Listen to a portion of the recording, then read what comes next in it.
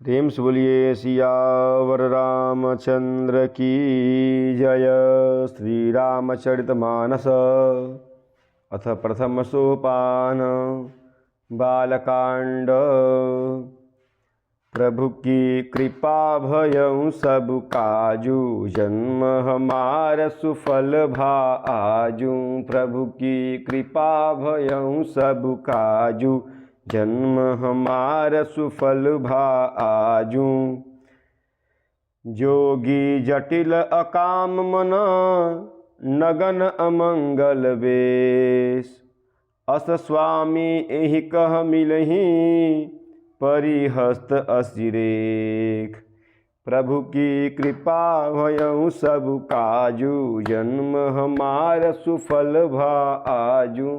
प्रभु की कृपा भयउ सब काजू, जन्म हमार सुफल भा आजू।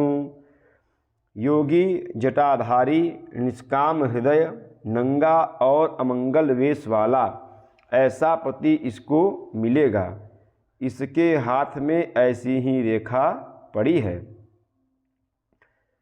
सुनु सुनि मुनि गिरा सत्य जिय जानी, दुख दंपति उमा हर्षानी।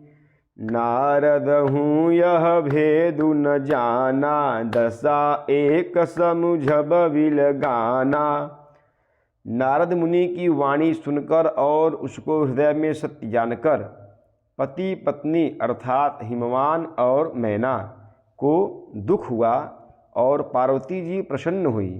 नारद जी ने भी इस रहस्य को नहीं जाना, क्योंकि सबकी बाहरी दशा एक सी होने पर भी भीतरी समझ भिन्न भिन्न थी।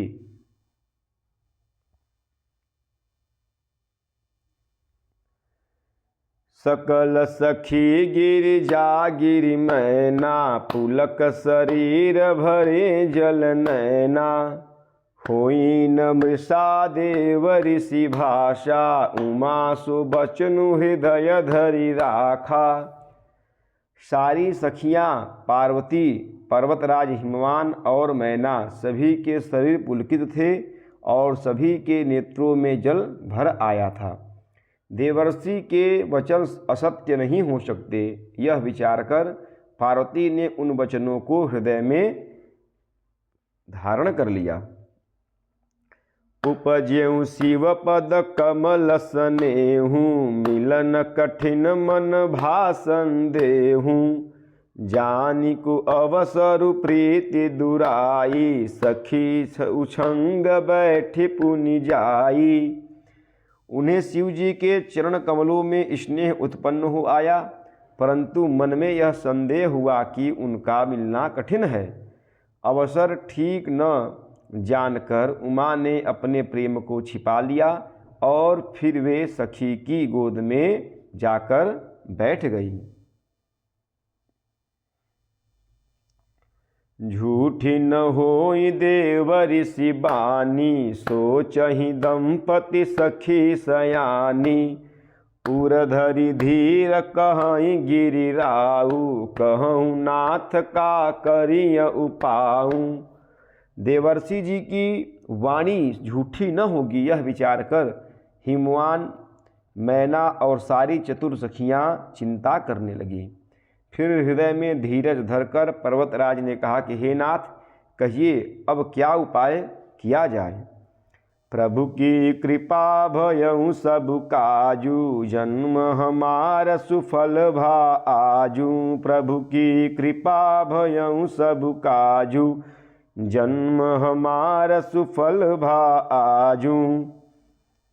कह मुनि सहिमवंत सुनू, जो विधि लिखा लीलार।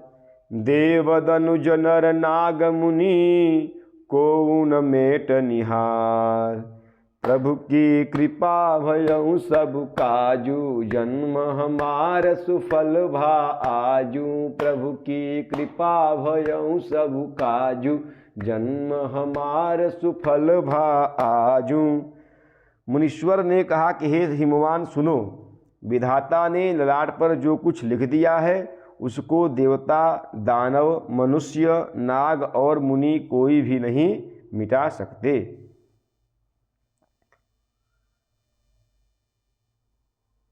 तदपि एक मैं कहूँ उपाई, होई करे जो देऊँ सहाई। जस बरु मैं बरनेऊ तुम पाही, मिलहि उमहि तस संशय नाही। तो भी एक उपाय मैं बताता हूँ, यदि दैव सहायता करे तो वह सिद्ध हो सकता है। उमा को वर तो निस्संदेह वैसा ही मिलेगा जैसा मैंने तुम्हारे सामने वर्णन किया है। जे जे बर के दोष बखाने, ते सब शिव पही मैं अनुमाने। जो विबाहु शंकर सन होई, दोषहु गुण सम कह सब कोई। परंतु मैंने वर के जो दोष बतलाए हैं, मेरे अनुमान से वे सभी शिवजी में हैं। यदि शिवजी के साथ विवाह हो जाए तो दोषों को भी सब लोग गुणों के समान ही कहेंगे।